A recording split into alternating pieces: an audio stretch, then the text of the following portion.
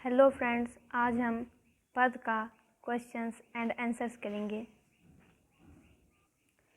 First question, गोपियों द्वारा उद्धव को भाग्यवान कहने में क्या व्यंग निहित है? व्यंग का मतलब ताना होता है। आंसर, गोपियाँ उद्धव पर व्यंग करती हैं यानी ताना मारती हैं कि तुम्हारे भाग्य की कैसी विडंबना है कि श्री कृष्ण के निकट रहते हुए भी तुम प्रेम से वंचित रहे। श्री कृष्ण के निकट रहकर भी उनके प्रति अनुराग नहीं हुआ। वह तुम जैसा ही भाग्यवान हो सकता है। इस तरह गोपियाँ उनको भाग्यवान कहकर यही व्यंग करती हैं कि तुमसे बढ़कर दुर्भाग्य और किसका हो सकता है। सेकंड क्वेश्चन, उद्धव के व्यवहार की तुलना किस किस से की गई है? आंसर, उद्धव के व्यवहार की पहली तुलना ऐसे कमल पत्र यानी कमल के पत्ते से की गई है जो पानी में रहते हुए भी पानी से गीला नहीं होता। उद्धव की दूसरी तुलना तेल से युक्त ऐसे घड़े से की गई है जो जल में डुबोने पर भी पानी से नहीं भीगता। थर्ड क्वेश्चन, गोपियों ने किन किन उदाहरणों के माध्यम से उद्धव को उलाहने दिए हैं? आंसर, गोपियाँ उद्धव को निम्नलिखित उलाहने देकर उनको आहत करती है। हम गोपियाँ तुम्हारी तरह उस कमल पत्र और तेल की मटकी नहीं हैं जो श्री कृष्ण के पास रहकर भी उनके प्रेम से अछूती रह सके। हम तुम्हारी तरह निष्ठुर नहीं हैं जो समीप बहती हुई प्रेम नदी का स्पर्श तक भी ना करें। तुम्हारे योग संदेश हम गोपियों के लिए उपयुक्त नहीं हैं। हमने कृष्ण को मन, वचन और कर्म से हारिल की लकड़ी की तरह जकड़ रखा है।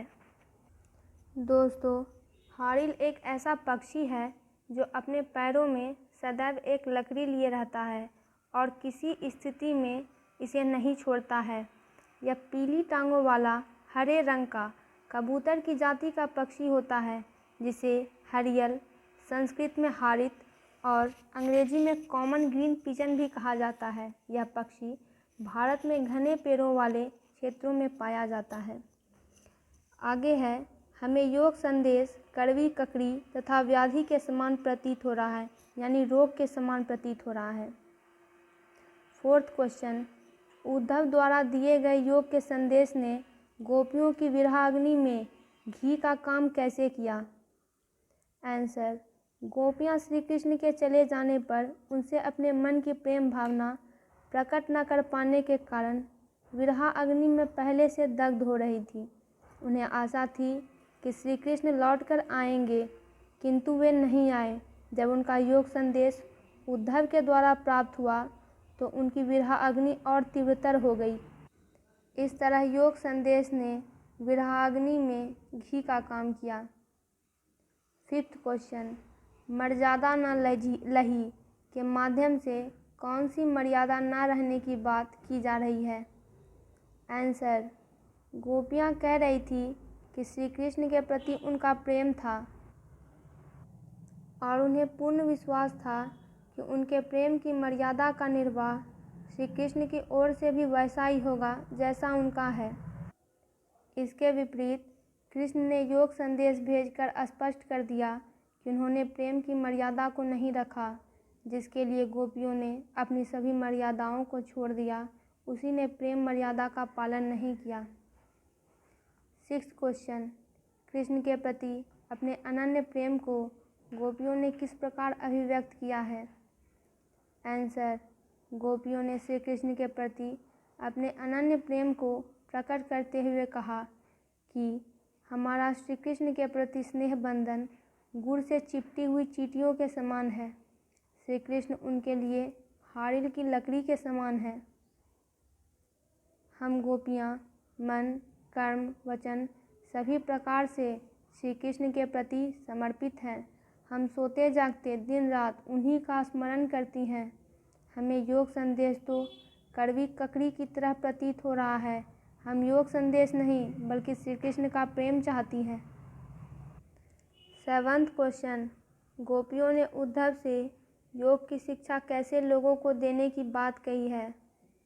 आंसर, गोपियों ने योग शिक्षा के बारे में परामर्श देते हुए कहा कि ऐसी शिक्षा उन लोगों को देना उचित है जिनका मन चक्री के समान अस्थिर है। मन चक्री का मतलब होता है जिनका मन चक्र के समान घूमता रहता है, जिनका मन स्थिर नहीं रहता है, चित्त में चंचलता है और जिनका कृष्ण के प्रति स्नेह बंधन अटूट नहीं है। 8 क्वेश्चन। प्रस्तुत पदों के आधार पर गोपियों का योग साधना के प्रति दृष्टिकोण स्पष्ट करें। आंसर। प्रस्तुत पदों के आधार पर गोपियों का दृष्टिकोण स्पष्ट है कि प्रेमासक्त और स्नेह बंधन में बंधे हृदय पर अन्य किसी उपदेश का कोई प्रभाव नहीं पड़ता, चाहे वे उपदेश अपने ही प्रिय के द्वारा क्यों न दिए गए हों। यही कारण था कि अपने ही प्रिय श्री कृष्ण के द्वारा भेजा गया योग संदेश उनको प्रभावित नहीं कर सका। 9th question. गोपियों के अनुसार राजा का धर्म क्या होना चाहिए। आंसर। गोपियाँ अपनी राजनीतिक प्रबुद्धता का परिचय देती हुई राजा का धर्म बताती हैं कि राजा का कर्तव्य है कि वह किसी भी स्थिति में अपनी प्रजा को संतुष्ट ना करे, यानी परेशान ना करे, अपितु उसे अन्याय से मुक्ति दिलाए तथा उसकी भलाई के लिए सोचे। 10th question. गोपियों को कृष्ण में ऐसे कौन से परिवर्तन दिखाई दिए जिनके कारण वे अपना मन वापस पा लेने की बात कहती है। आंसर। श्री कृष्ण द्वारा प्रेषित योग संदेश को उद्धव से सुनकर गोपियाँ अवाक रह गई और उन्हें लगा कि श्री कृष्ण के मथुरा चले जाने पर उनके सोच में परिवर्तन हो गया है। वे प्रेम के प्रतिदान के बदले योग संदेश देने लगे हैं। श्री कृष्ण पहले जैसे ना रहकर एक कुशल राजनीतिज्ञ हो गए हैं, जो छल प्रपंच का भी सहारा लेने लगे हैं। राजधर्म की उपेक्षा कर अनीति पर उतर आए हैं। इन परिवर्तनों को देख वे अपना मन वापस पाने की बात कहती हैं। 11th question. गोपियों ने अपने वाक चातुर्य के आधार पर ज्ञानी उद्धव को परास्त कर दिया। उनके वाक चातुर्य की विशेषताएं लिखिए। आंसर। उद्धव जैसे ज्ञानी को गोपियों की वाक पटुता चुप रहने के लिए विवश कर देती है और वे गोपियों के वाक चातुर्य से प्रभावित हुए बिना नहीं रहते। उनके वाक चातुर्य की विशेषताएं निम्नलिखित है। स्पष्टता। गोपियाँ अपनी बात को बिना किसी लाग लपेट के साथ स्पष्ट कह देती है। गोपियाँ अपनी बात को बिना किसी लाग लपेट के स्पष्ट कह देती है। उद्धव के द्वारा बताए गए योग संदेश को बिना संकोच के कड़वी ककड़ी बता देती हैं। व्यंग्यात्मकता। गोपियाँ व्यंग करने में प्रवीण है, यानी ताना मारने में प्रवीण है। उनकी भाग्यहीनता को भाग्यवान कहकर व्यंग करती हैं कि तुमसे बढ़कर और कौन भाग्यवान होगा जो कृष्ण के समीप रहकर उनके अनुराग से वंचित रहे। सहृदयता। उनकी सहृदयता उनकी बातों में स्पष्ट झलकती है।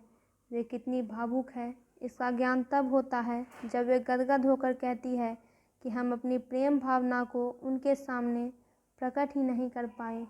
इस तरह उनका वाक चातुर्य अनुपम था। 12th question. संकलित पदों को ध्यान में रखते हुए सूर के भ्रमर गीत की मुख्य विशेषताएं बताइए। आंसर। सूरदास जी का भ्रमर गीत जिन विशेषताओं के आधार पर अप्रतिम बन पड़ा है वे इस प्रकार है।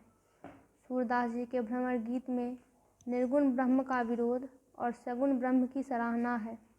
योग श्रृंगार का मार्मिक चित्रण है। गोपियों की अस्पष्टता, वाक्पटुता, सहृदयता, व्यंग्यात्मकता सर्वथा सराहनीय है। एकनिष्ठ प्रेम का दर्शन है। गोपियों का वाक चातुर्य उद्धव को मौन कर देता है। आदर्श प्रेम की पराकाष्ठा और योग का पलायन है। स्नेहसिक्त उपालंब अनूठा है। 13th question. गोपियों ने उद्धव के सामने तरह तरह के तर्क दिए हैं। आप अपनी कल्पना से और तर्क दीजिए। आंसर। गोपियाँ अपने तर्क में कई और भी बातें शामिल कर सकती थी। वे कह सकती थी कि कि यदि योग इतना ही महत्वपूर्ण था तो श्री कृष्ण ने उनसे पहले प्रेम ही क्यों किया था। यदि ऐसा ज्ञात होता कि कृष्ण का प्रेम नाटकीय है तो हम अपना मन समर्पित कर आज इतने व्यथित क्यों होते। यह भी संभव है कि हे उद्धव, तुम्हारे समीप रहते रहते ज्ञान की बातें सुनते सुनते तुम्हारा ही प्रभाव पड़ गया हो और प्रेम की तुलना में अब उन्हें योग ही श्रेष्ठ लगने लगा हो। उद्धव, हमारे पास एक ही मन था जिसे हमने कृष्ण को समर्पित कर दिया है। अब निर्गुण ब्रह्म का ध्यान किस मन से करें। हे उद्धव, हमारे लिए यह संभव नहीं है कि हम प्रेम को छोड़कर योग को अपनाएं। 14th question. उद्धव ज्ञानी थे, नीति की बातें जानते थे, गोपियों के पास ऐसी कौन सी शक्ति थी जो उनके वाक चातुर्य में मुखरित हो उठी। आंसर, उद्धव ज्ञानी थे किंतु उन्हें व्यवहारिकता का अनुभव नहीं था। उस पर भी वे प्रेम के क्षेत्र से तो पूर्णतः अनभिज्ञ थे। इसलिए गोपियों ने कहा था, प्रीति नदी में पाँव न बोरियो। इस कारण व्यवहारिक ज्ञान के अभाव में गोपियों की व्याकपटुता के सम्मुख उद्धव को विवश हो चुप रहना पड़ा। इसके अलावा गोपियों के पास श्री कृष्ण के प्रति प्रेम, असीम लगाव और समर्पण की शक्ति थी। वे अपने प्रेम के प्रति दृढ़ विश्वास रखती थी। यह सब उनके वाक चातुर्य में मुखरित हो उठा। तो दोस्तों, पद का क्वेश्चन एंड आंसर कंप्लीट हुआ। आप इस चैनल पर इंग्लिश, हिंदी, सोशल साइंस के वीडियोस देख सकते हैं। इससे रिलेटेड वीडियोस के लिए चैनल को सब्सक्राइब करें और वीडियो को लाइक और शेयर करें।